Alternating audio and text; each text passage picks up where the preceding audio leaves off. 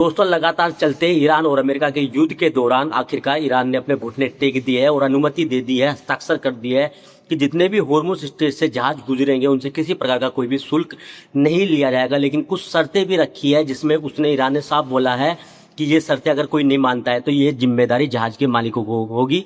तो यहाँ पे कुछ खबर मैं अगर आपको बता दूँ, ये 60 दिन तक का जो फैसला लिया गया है सिर्फ 60 दिन तक के लिए लागू है। उसके बाद क्या होगा ये कुछ नहीं कह सकते, लेकिन 60 दिन तक किसी प्रकार का कोई भी शुल्क जो है ईरान की तरफ से होर्मुज स्ट्रेट से नहीं वसूला जाएगा किसी भी प्रकार के जहाज के मालिकों से। ठीक है, अब इसके अंदर क्या क्या चीज़ की गई, मैंने एक छोटा सा जो है स्क्रिप्ट लिख रखा है, न्यूज है। तो इसमें समझौते के तहत क्या होगा, समझौते के मुताबिक 60 दिन तक ईरान जहाज़ों को पास करने के बदले किसी भी तरह का कोई शुल्क वसूल नहीं करेगा।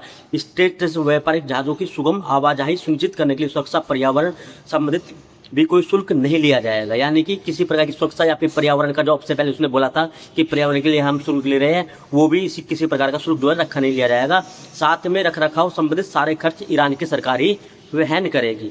अब इसके साथ में मैं बताता हूँ दोस्तों आपको, गुरुवार को होर्मुज से होकर कम से कम 25 जहाज निकले। आप देख सकते हो, फोटो में देख सकते हो, यहाँ पे आपको एक जाम जैसी स्थिति उत्पन्न हो रखी है क्योंकि गुरुवार को होर्मुज स्ट्रेट है जैसे ही पता चला कि ईरान अब शुल्क नहीं लेगा और किसी प्रकार की कोई प्रॉब्लम नहीं है, तुरंत वहाँ से 25 जहाज गुजरे थे और 25 से अलग और जहाज भी थे जहाँ पे एक जाम जैसी स्थिति हो गई थी।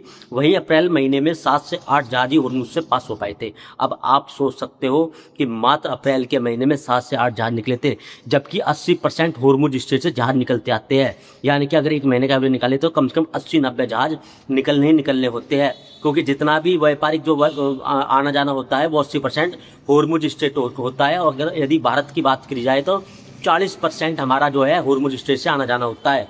ठीक है, अमेरिकी हमले के बाद होर्मुज से जहाज़ों का निकलना बेहद कम हो गया था। बता दें कि एक दिन पहले यानी शुक्रवार से स्विट्जरलैंड में अमेरिका और ईरान के बीच शांति वार्ता शुरू होने वाली थी।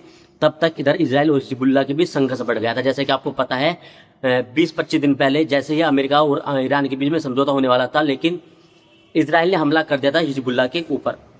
तब तक इसके बाद शुक्रवार की वार्ता टल गई और उपराष्ट्रपति जेडी वेंस ने स्विट्जरलैंड को दौरा रद्द कर दिया था। तो दोस्तों फिलहाल में खुशखबरी ये है कि ईरान ने अपने किसी भी प्रकार के शुल्क जो है जो जहाज़ों से वसूल करता था पर्यावरण के या फिर सुरक्षा के नाम पर अब उनको बंद कर दिया है। अब सिर्फ उसकी एक शर्त है कि जो भी जहाज निकल कर जाएगा होर्मुज स्ट्रेट से उसको 48 घंटे पहले ईरान की अथॉरिटी को कांटेक्ट करना पड़ेगा कि भाई मेरा फलाना जहाज है इस नंबर से आ रहा है, या जो भी उनका कुछ प्रोटोकॉल होता होगा उसको बताना पड़ेगा 48 घंटे पहले।